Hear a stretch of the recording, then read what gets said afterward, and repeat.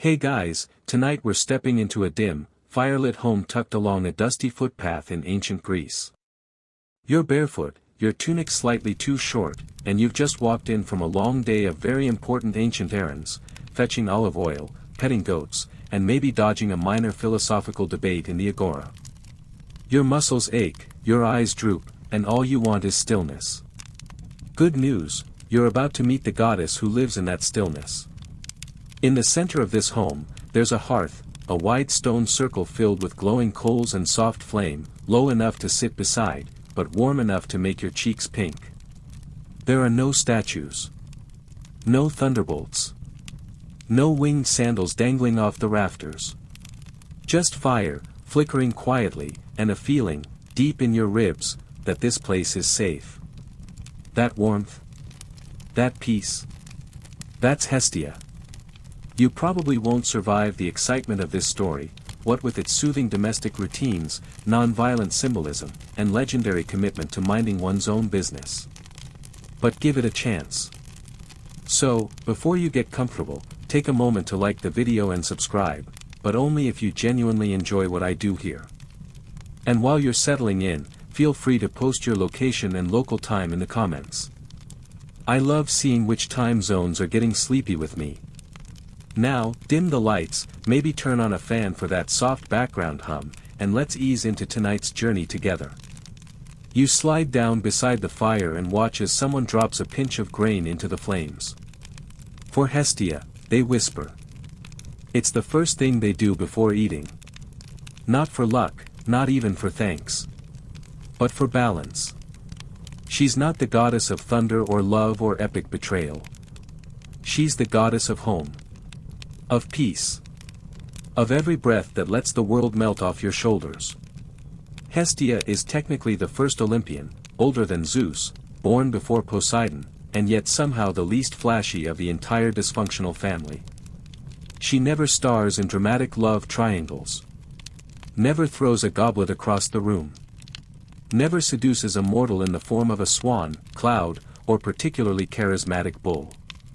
Instead, she stays right here. In the firelight. In the middle of every home. And that's the key to her power. In Greek homes, the hearth wasn't just a cooking spot, it was the literal and symbolic center. Newborns were carried around it in quiet ceremony. Meals began and ended here. Even oaths were sworn beside it. It didn't just warm the bread. It warmed the bond. Historians still argue whether Hestia's low-key mythology meant she was less important, or just so central she didn't need the fanfare. You, resting on this woven mat and watching sparks rise into the rafters, are starting to suspect it's the latter. And she wasn't just at home. Every temple had a hearth in her name. Every city had a flame for her, tended night and day, because as long as the fire burned, the city's heart beat. You glance around this home, see the shadows dancing across clay jars, the quiet rhythm of someone chopping figs, a child humming to themselves. And all of it, rests on the invisible shoulders of Hestia. She doesn't demand temples. She doesn't stir up war. She just sits, eternal and steady, where the fire is. Watching. Holding. Being. So tonight, as you lie down beside the flame, let her stillness wrap around you. No prophecies. No monsters. Just peace, flickering softly, warming the quiet edges of your thoughts. You're safe here. You wake slowly, still curled beside the warm glow of the hearth, and as your eyes adjust to the low firelight, you realize something odd. There's a chair here, just one, and no one ever sits in it. It's carved from olive wood, worn smooth by generations of glances, not backsides. A place of honor, perpetually empty. Or rather, reserved. That's Hestia's seat. Not just in this home, but on Mount Olympus too. She was the eldest of the Olympians, born first to Cronus and Rhea, which would normally earn a goddess some serious mythological clout. But Hestia, well, she opted out of the chaos. When Dionysus showed up, wild-eyed and wine-soaked, ready to claim a spot among the gods, Hestia offered her place at the celestial table. She didn't storm out. She didn't demand applause. She just said, "It's fine. I'll tend the fire." Historians still argue whether she gave up her seat to avoid conflict, or whether this act made her the quiet queen of peace. Either way, the gesture stuck. The gods, routinely loud, dramatic, and thoroughly exhausting, were somehow soothed by the one who didn't shout. You picture Olympus, golden thrones arranged like an awkward family reunion, Ares sharpening his spear with passive-aggressive intensity, Hera whispering about Zeus just loudly enough to be heard, Apollo tuning his lyre for the 5th time this hour. And there, near the hearth, is Hestia, head bowed, hands folded, absolutely unbothered. She's not lesser. She's centered. You reach for your own imaginary cup of warm something, goat's milk, honeyed wine, and sip it by the fire. Hestia's calm doesn't feel passive. It feels anchored. Like she knows the rest of the gods will run themselves ragged, and she'll still be here, lighting the first fire and the last. Unlike most of her divine siblings, Hestia has no messy affairs, no great scandals, no vengeance arcs. She doesn't get turned into a cow, cursed with snakes for hair, or banished to the underworld in a swirl of plot twists. Instead, she stays home. By choice. Peacefully. And somehow, that's more radical than any battle hymn or flirtation with disaster. You lean back against a cool stone pillar and listen as someone nearby tells the story of Hestia's early days, how she was swallowed whole by Cronus along with her siblings, then rescued when Zeus made their father, well, dramatically reverse the process. She emerged first. Quietly. No thunderclap. No glowing aura. Just her. Ready to warm the world again. Even in rebirth, she was calm. You think about how little she appears in myths. No big speeches. No dramatic entrances. Just consistency. A flame that doesn't flare, but never fades. And maybe that's the point. Maybe that's why she endures. In a pantheon full of chaos, Hestia is the steady heartbeat. The breath that never hitches. The one who reminds you, you don't have to do everything to be everything. So tonight, if you're feeling a little too much, too busy, too loud inside, too tired to keep up, remember Hestia. The firstborn. The willingly overlooked. The goddess who ruled not by storm, but by staying. And maybe, just for a moment, imagine her beside you. Not saying much. Just tending the fire, pouring tea into a chipped clay mug, and reminding you, without words, that sometimes, stepping back is the power move. The fire's still glowing as you shift gently on your mat, but now you're surrounded by a new kind of stillness. Not sleepy quiet, but intentional quiet, the kind that comes from someone who has, very deliberately, chosen not to participate in the chaos. You look around and realize that for all the clamor of Greek mythology, screaming monsters, divine tantrums, curses thrown like confetti, there's one figure who consistently chooses, not to make a scene. That's Hestia again.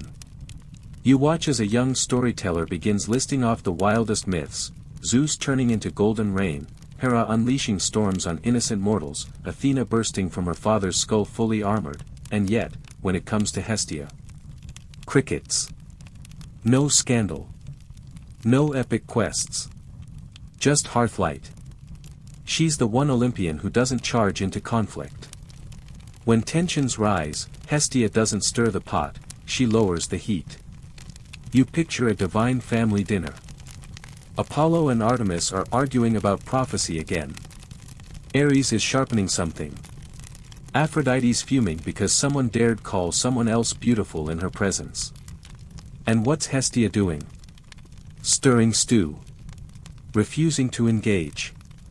Historians still argue whether her peaceful nature was a conscious cultural reflection, an aspirational model of Greek womanhood, or simply a narrative gap left by ancient poets more interested in fireballs than quiet grace. Either way, her absence is her presence. You think of that phrase, no drama, just vibes. Hestia invented it. But she wasn't passive. choosing not to engage in Olympus-style chaos. That takes strength. The kind of strength most people miss because it doesn't come with a lightning bolt or war chariot. It comes with soft footsteps, open doors, and the patience to keep a flame burning for centuries without applause. And the myths reflect that. When gods clashed over territory or pride, Hestia never joined the squabble. She didn't curse mortals. She didn't scheme or punish. Instead, she held space for healing. She kept the fire burning so that when the others returned, bruised, exhausted, and emotionally unregulated, there was warmth waiting. She was the cosmic nap room. The divine equivalent of a weighted blanket. And the Greeks knew it. They didn't need elaborate myths to remember her. They felt her every time they sat down to eat, started a voyage, or lit a fire. Her myth wasn't told. It was lived. You sit back and imagine that, a goddess so present in daily life that she didn't need dramatic appearances. She didn't need to be feared or worshipped with fanfare. She just needed to be. And what's more impressive? The gods respected it. No one challenged her. No one demanded she prove herself. Even Zeus knew better than to tangle with the goddess who kept the lights on and the dinner hot. And here you are, centuries later, still warmed by her story, even if it feels more like a long exhale than a climax. So if you've ever felt like your quiet nature isn't loud enough to count, if you've ever held back from the noise, not out of fear but out of choice, congratulations. You've just walked in Hestia's footsteps. And tonight, as you rest beside her flame, maybe you don't need a story filled with battles and curses. Maybe all you need is a quiet corner, a steady warmth, and a goddess who reminds you that peace is not the absence of action, it's the boldest action of all. The fire crackles gently beside you now, casting low light over polished stone and clay, and as you shift deeper into your blanket, your eyes catch something new, a bronze basin, placed with careful symmetry at the edge of the hearth. It's not for cooking. It's not for hand washing. This basin holds embers. Constant, steady, tended every hour of every day. This isn't someone's home anymore, you've slipped into a sacred space. A temple. And not the kind that boasts massive marble columns or riotous sculptures of winged creatures mid-pose. This one is quieter. Circular. Centered. Welcome to Hestia's sanctuary. At the heart of almost every Greek city, there stood a communal hearth, a public fire kept burning in honor of Hestia. Not for spectacle, not for sacrifice, but for continuity. You feel it in your chest, this isn't just about warmth. It's about belonging. As long as this flame lives, so does the heart of the city. You watch as a priestess approaches the basin with slow, practiced steps. She's carrying a simple bowl of barley, which she pours into the fire with a whisper. No trumpet, no procession. Just this moment. This offering. And here's something curious, this temple has no image of Hestia. No carved likeness, no painted mural. She's present in flame alone. That's the point. She isn't a face or a form. She's a presence. A stillness so complete it doesn't need to be seen. Historians still argue whether her lack of depiction reflects ancient reverence or a cultural oversight. But here in the temple, it's clear, Hestia isn't invisible because she's forgotten. She's invisible because she's everywhere. You walk slowly around the hearth, the warmth brushing your ankles like a living breeze. It's said that if the flame ever went out, the city itself would falter. Homes would feel hollow. Meals would lose their meaning. Travelers would find no welcome. That's how central Hestia was, not as an epic heroine, but as a constant. Like gravity. Like breath. And this sacred flame wasn't just for the city. It connected homes, generations, even distant colonies. When a group of Greeks left to found a new town, they brought a coal from Hestia's hearth with them, carried in a fire pot, carefully guarded for weeks across sea and mountain. Because starting over didn't mean starting from scratch. It meant carrying the center with you.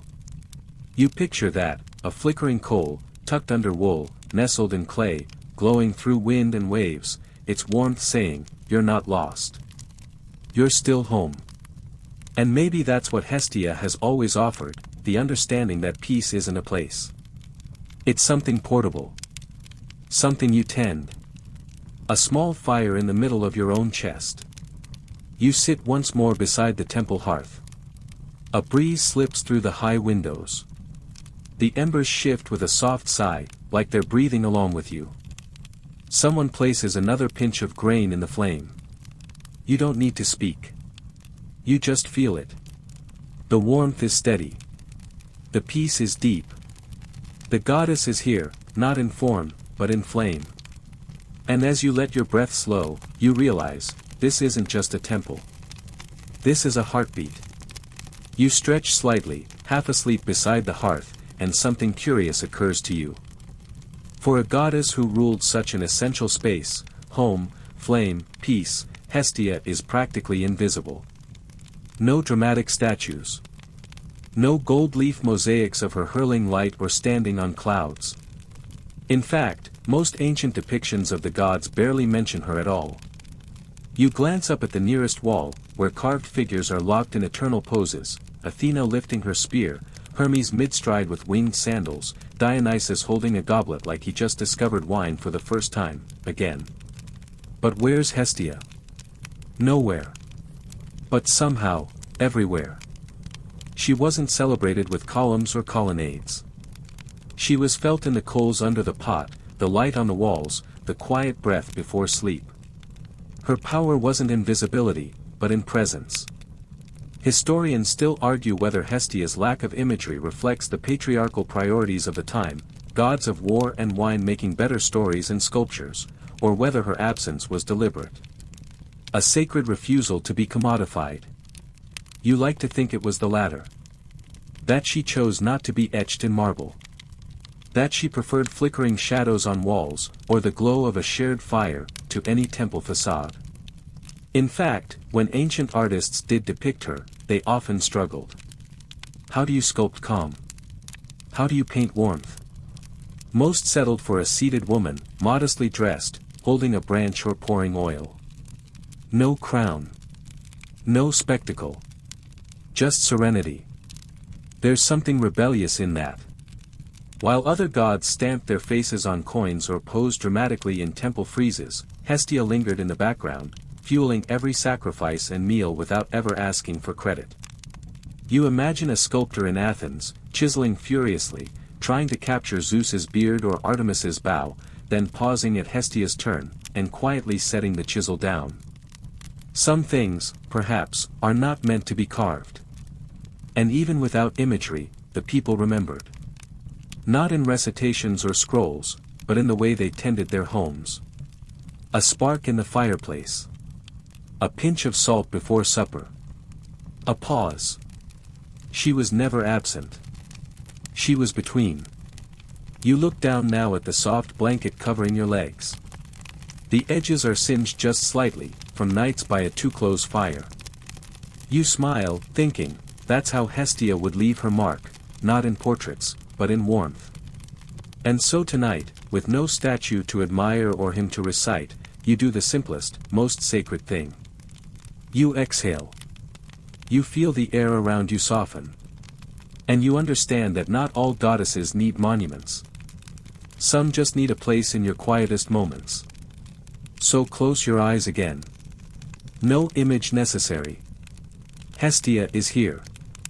You shift gently in your sleep, and the scene around you changes, just slightly.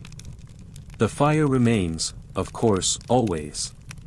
But now, beside it, two gods sit with eager eyes and hopeful smiles. You recognize them immediately, Poseidon, trident in hand, hair still wet with seawater. And Apollo, shining a little too brightly for bedtime, lyre resting across his lap. They're not here for war, or prophecy, or even poetry. They're here to propose. To Hestia. Yes, really. You sit up straighter, careful not to wake the fire, and lean in. There's no clash of titans here, no romantic fanfare. Just two of the most powerful gods in the pantheon, making their cases to the calmest, most unbothered goddess alive. Apollo talks about music.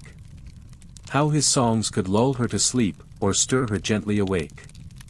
How their union would be the perfect harmony, sunlight and flame. Poseidon talks about power.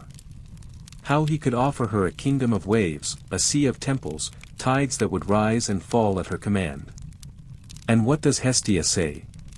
She smiles. And says no. Kindly. Firmly. Unapologetically. She doesn't want a palace under the sea or a duet of divine proportions. She doesn't want passion or possession. She wants peace. She chooses her solitude. Her stillness. Her fire. And both gods, stunned but somehow understanding, step away. Historians still argue whether this part of her myth reflects cultural ideals of chastity, or whether it was a quiet form of feminist rebellion, refusing to define herself through male attention.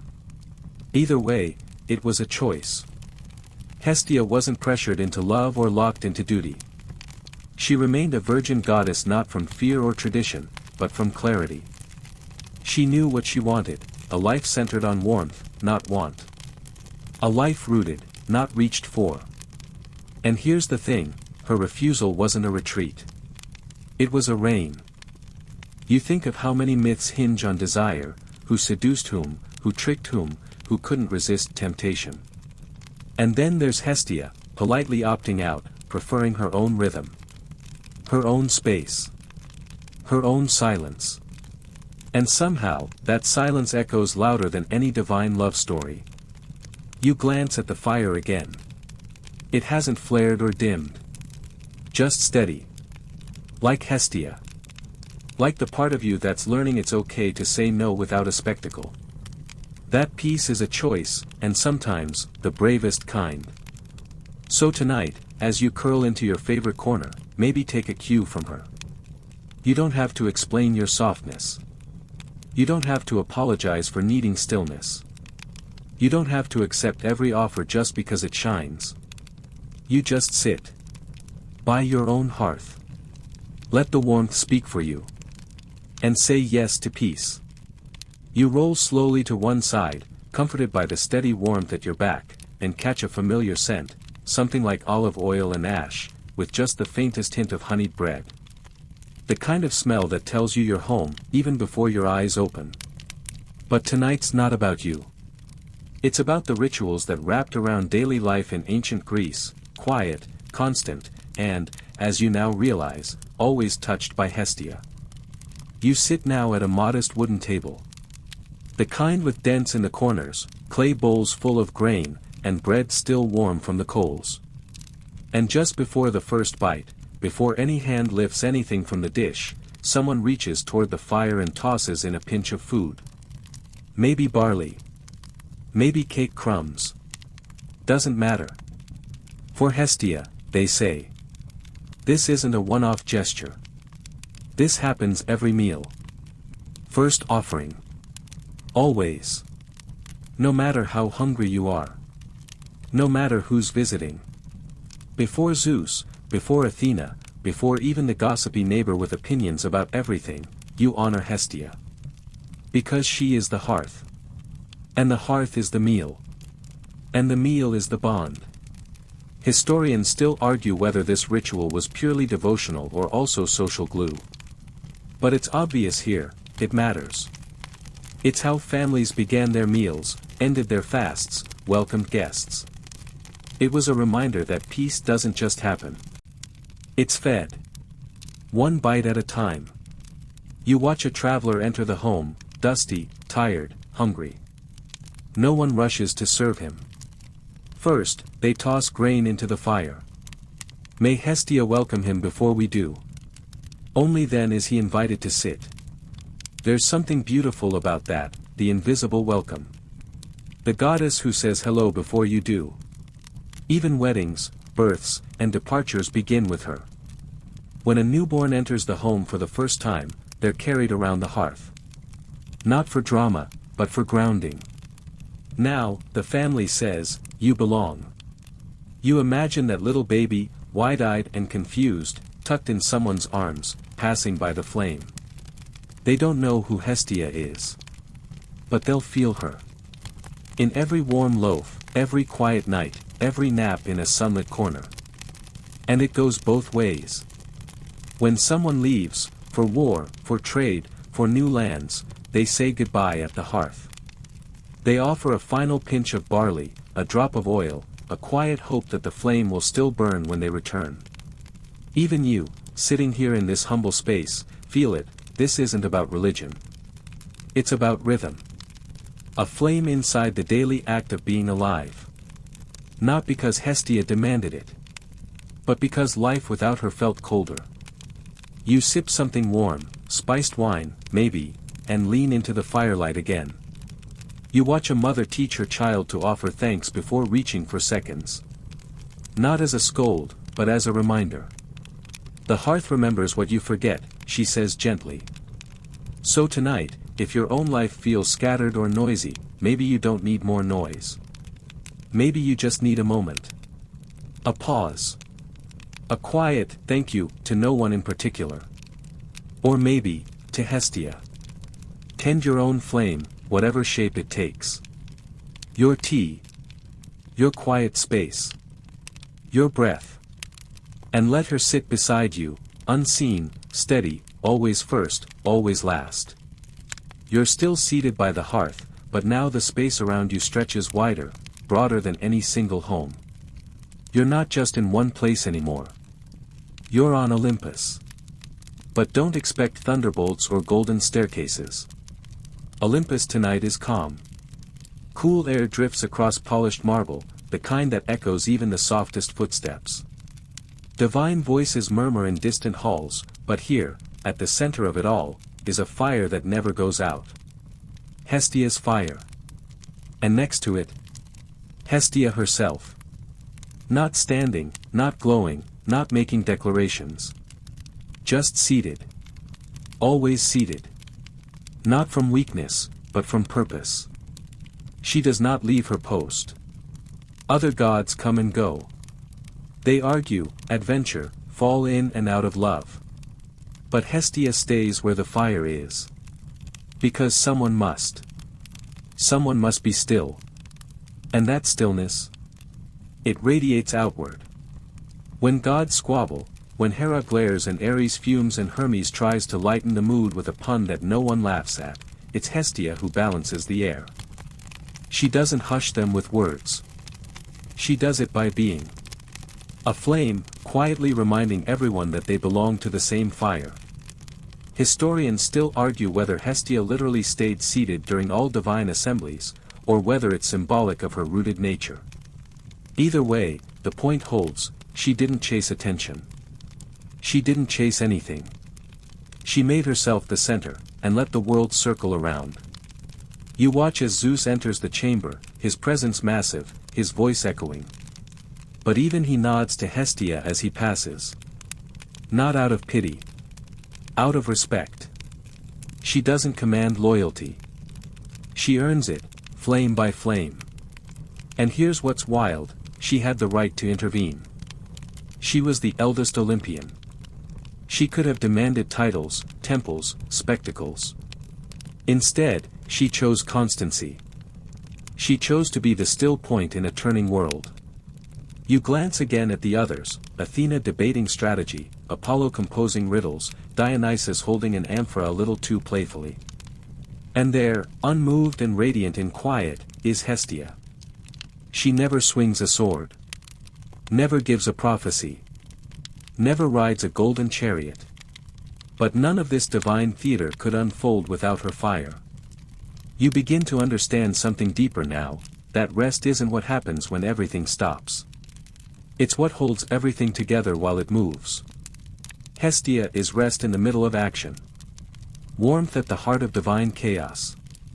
Stillness not as pause, but as foundation. You sit beside her now. The floor is cool, but the fire warms your toes. You say nothing. She says nothing. But there's no awkwardness in the silence, only peace. And maybe that's all you need tonight. Not a story with a twist. Not a lesson with a moral. Just this reminder. You don't have to move to matter. You don't have to speak to shape the room. You can be the seat. The breath. The flame. So stay. Be still. And let the gods whirl around you. The fire will stay lit. The marble fades beneath you now, replaced by packed earth and soft moss underfoot. You're traveling, not in Olympus, but through olive groves and winding roads, along the worn paths between distant towns in ancient Greece.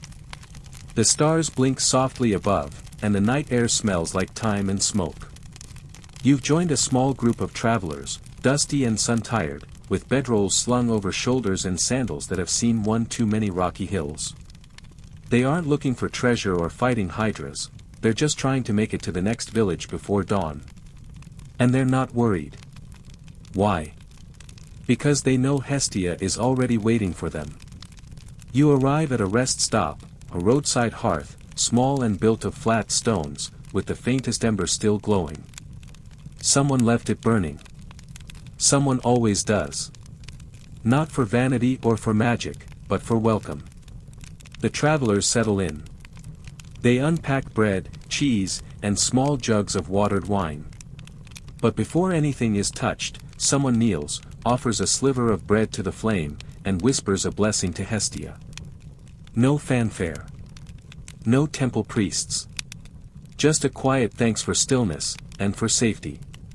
Because Hestia, though goddess of the home, was also the goddess of hospitality. Every traveler who stepped foot into a stranger's doorway was welcomed by her first. She was the fire in the stranger's hearth. The warmth in a room before the words were exchanged.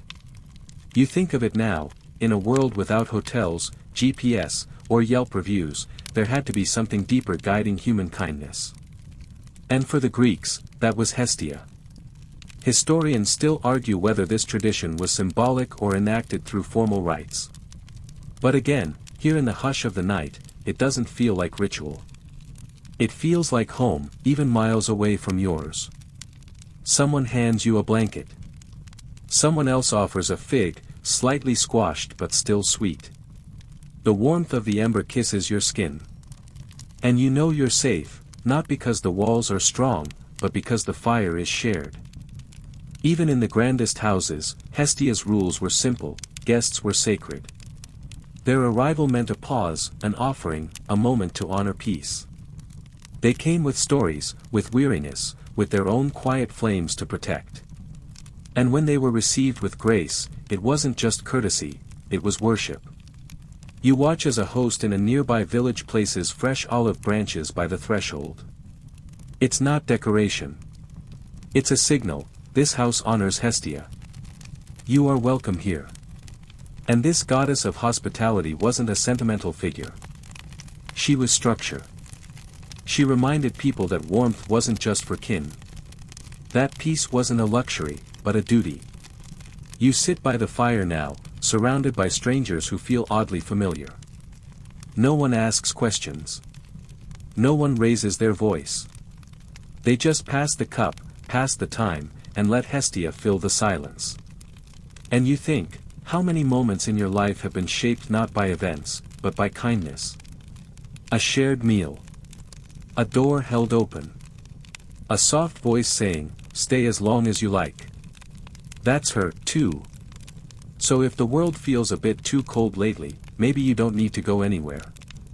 Maybe you just need to light something. Small. Warm. Steady.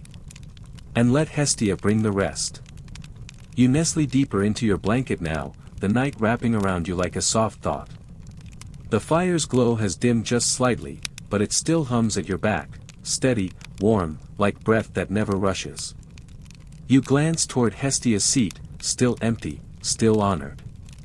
And you begin to understand something, she may not lead with drama, but she holds the center. You're not the only one who's noticed. Tonight, you overhear a quiet conversation, two old philosophers sitting on a bench not far from the hearth, sipping something herbal and warm, debating gods as they do. I still say she's just passive, one shrugs. No myths, no might. She doesn't fight, doesn't travel, doesn't command armies. The other smiles into his cup. Ah, he says, but she's the reason there's anything to return to after the fighting. You nod to yourself. Exactly. Hestia doesn't roar. She roots. In every home. In every town. In the very first space cleared for a meal. She isn't the house, you realize, she's the foundation. And that's the thing, she isn't a doormat. She's a pillar. She holds space. Keeps peace. Refuses chaos. And not because she's afraid of it, but because she knows it. Think about it, the world of Greek gods is basically a never-ending soap opera, but Hestia refuses to be written into the drama. That's not weakness. That's strategy. That's power. Historians still argue whether Hestia's quiet role was cultural idealization or simply a background necessity. But her presence is undeniable. When cities burned, people rebuilt with her fire first. When homes were abandoned, her absence was felt most deeply. She was what people noticed when it was gone. And unlike other gods who demanded devotion, Hestia invited it. She offered warmth before worship. She reminded people that gentleness is not invisibility, it's influence, done silently. You glance around the fire again and realize how many things she's connected through stillness. Meals, vows, welcomes, rest. The things no one praises until they're gone. She never needed a golden chariot or a chorus of praise. She just needed a flame. So tonight, as you lie still and let the warmth brush your collarbone, know this, strength doesn't always march or shout. Sometimes, it sits. Holds. Waits. Sometimes, strength is the person who says, let them argue. I'll be here when they're ready to come home. You are more powerful than you think. Especially when you're still. The fire is quiet now, burned low to glowing embers. Not gone, never gone. Just soft. You stretch your toes toward it and feel a little surge of warmth, like Hestia herself just acknowledged you with a silent nod. Tonight, you see something you hadn't noticed before. A small clay dish, sitting on the hearth's edge, filled with bits of grain, fruit, and, oddly enough, a sliver of roasted lamb. It's not someone's forgotten snack. It's sacrifice. But not the bloody, trumpeted kind. This is Hestia's portion. Always first. In ancient Greek ritual, no matter what feast or festival was being held, whether it was for Zeus, Hera, Dionysus, or some river nymph nobody remembered anymore, the first slice, the first drop, the very first thing was given to Hestia. Quietly. No parade. No temple full of chanting. Just a single offering into the fire. Why? Because everything begins with peace. You watch a priest place a pinch of barley into the coals before addressing the gods. His voice doesn't rise until after the grain disappears in a soft hiss. That hiss? That's the sound of Hestia being honored. And no matter how wild the ritual got, flaming torches, masked dancers, someone probably overdoing the wine, her offering was the anchor. Historians still argue whether Hestia received sacrifices simply as a formality or out of true reverence. But from this seat by the embers, it's clear, you don't start anything until the fire says yes. Even the most chaotic gods knew this. Ares, mid-battle cry. He wouldn't receive a single offering until Hestia had hers. Aphrodite's perfume-drenched rites. They began with a sprinkle of meal into the fire. She didn't demand the spotlight. She designed the stage. You sit beside a young couple tonight, just before their wedding feast. They kneel by the hearth and offer a little honey cake, whispering wishes for peace and steadiness. Not passion. Not wealth. Steadiness.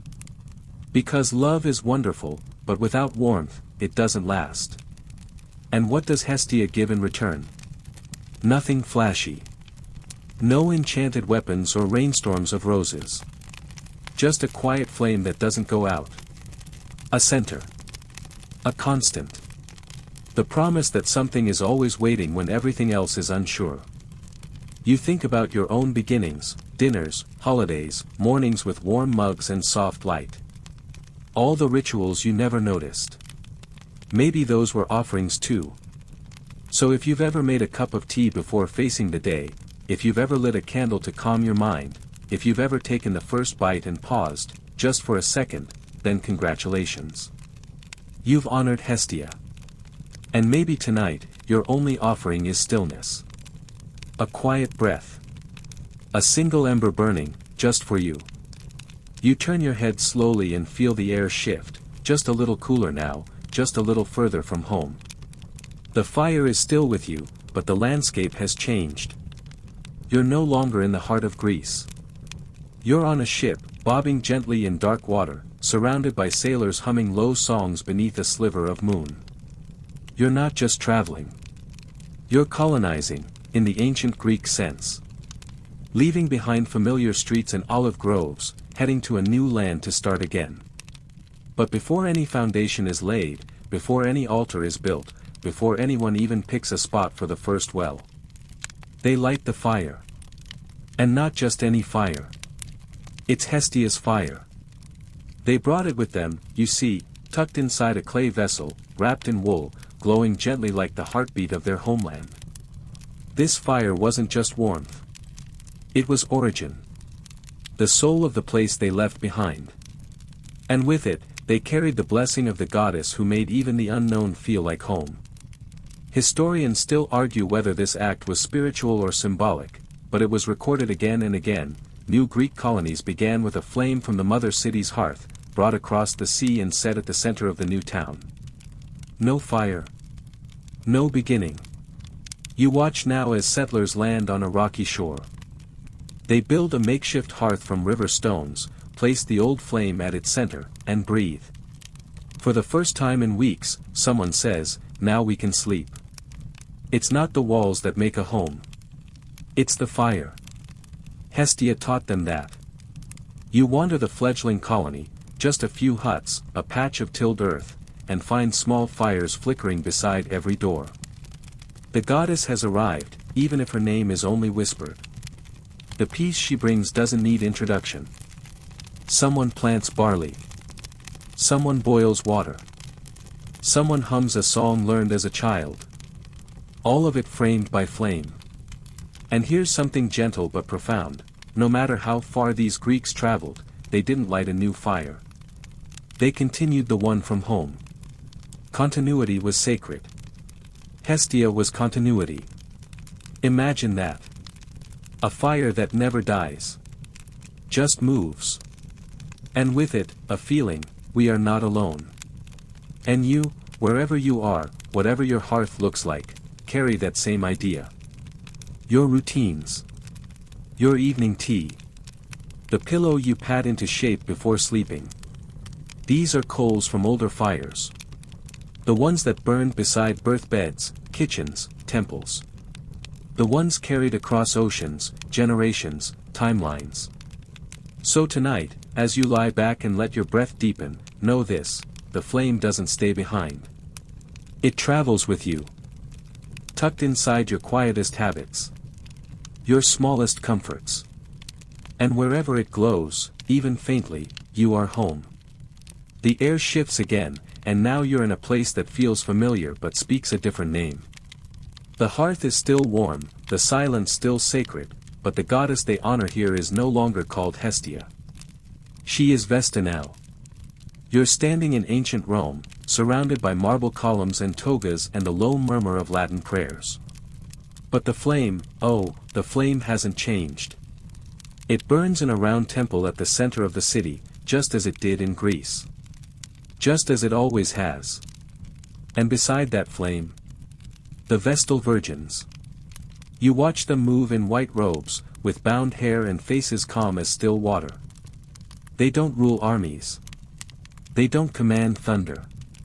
But emperors bow their heads as they pass. These women, sworn to celibacy, chosen in childhood, trained to tend the sacred fire, were guardians not just of Vesta's flame, but of Rome itself. As long as their fire burned, the city endured. One of them walks past you now, carrying a small oil lamp with the solemn grace of someone who knows what it means to carry centuries in her hands. Historians still argue whether the role of Vestals was empowering or restrictive. But here, in the hush of their temple, it's clear, they held enormous power. Their word could free prisoners. Their presence sanctified wills, treaties, and oaths. They were, quite literally, the keepers of peace. And unlike other Roman gods, whose worship could be boisterous or violent, Vesta's rites were quiet. Her temple had no statue. Sound familiar? No idol. No image. Just fire. The goddess, like Hestia, was unseen, but she was the center. In every Roman home, a tiny flame honored her. In every new household, a new fire was kindled from the public hearth. Her presence wasn't a decoration. It was a necessity. You wander the circular temple now, its columns open to the sky, the hearth always burning. No wind ever touches it. No water quenches it. The Vestals guard it with the kind of devotion most people save for gods of war and conquest. But this flame? It doesn't conquer. It preserves. Even emperors made offerings to Vesta before campaigns. Before speeches. Before anything important. Because even they knew, no empire can stand without a center. No victory matters without peace. You sit on a cool marble step as one of the Vestals kneels beside the flame, adding another sliver of pine. The smoke rises in a narrow thread, skyward, like a message sent without words. And you realize now, whether she's called Hestia or Vesta, this goddess has always existed in the spaces between noise. Between conflict. Between myths. She doesn't need a new name.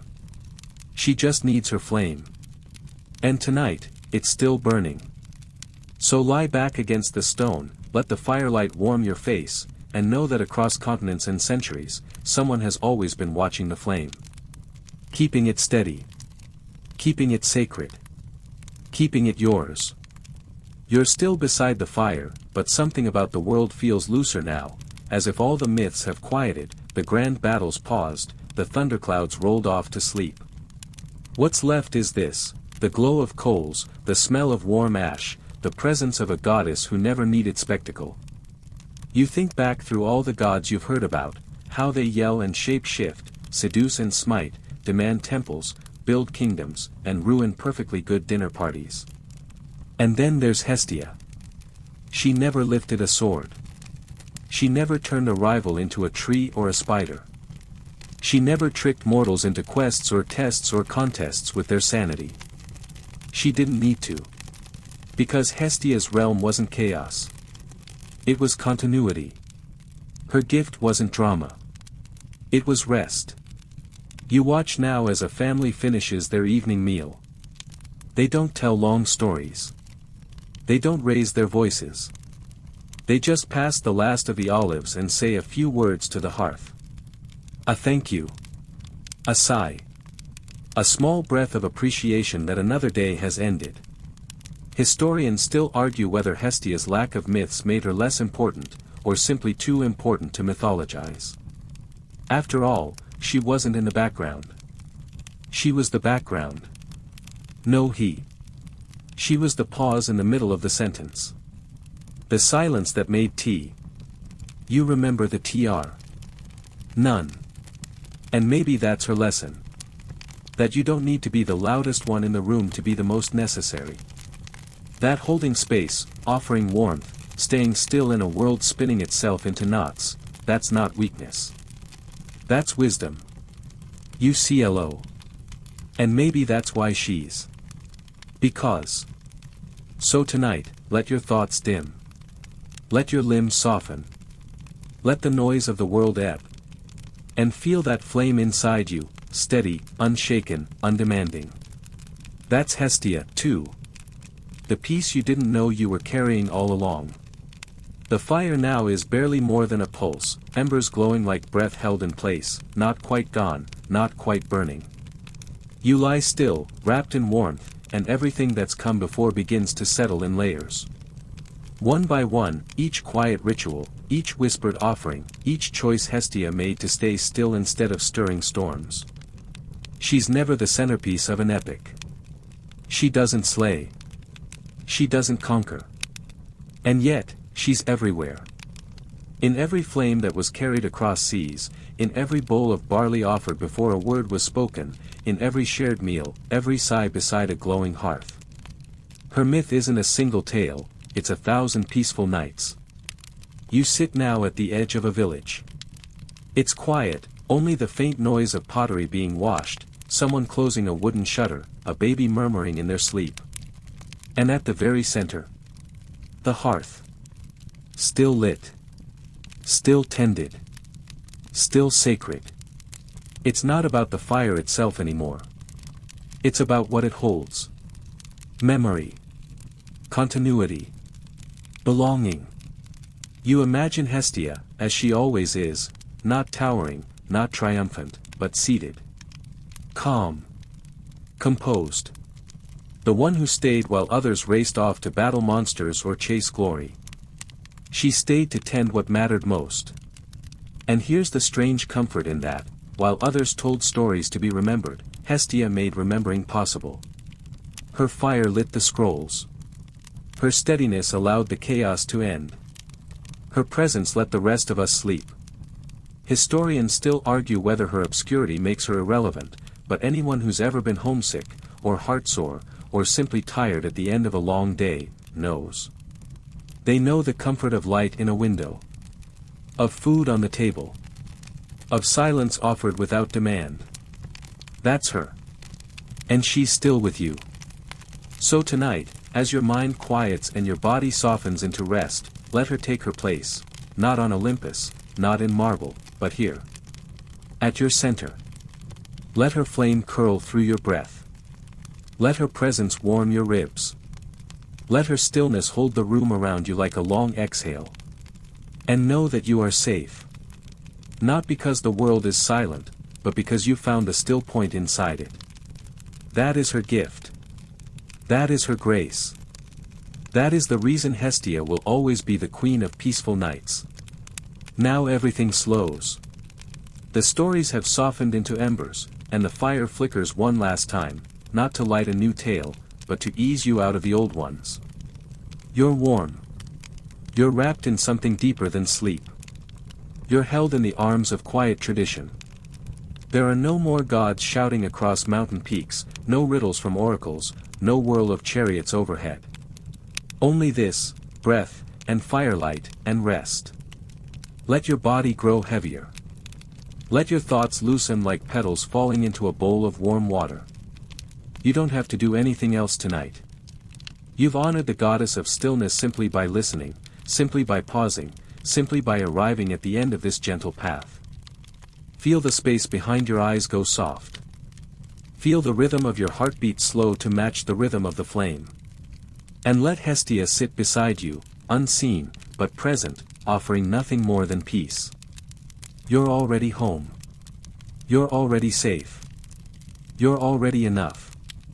Let the night take you now, not with noise or fanfare, but with the hush of ancient embers and the quiet smile of a goddess who never needed a throne. Sleep well. Sleep deeply. Sleep with the fire gently glowing inside you.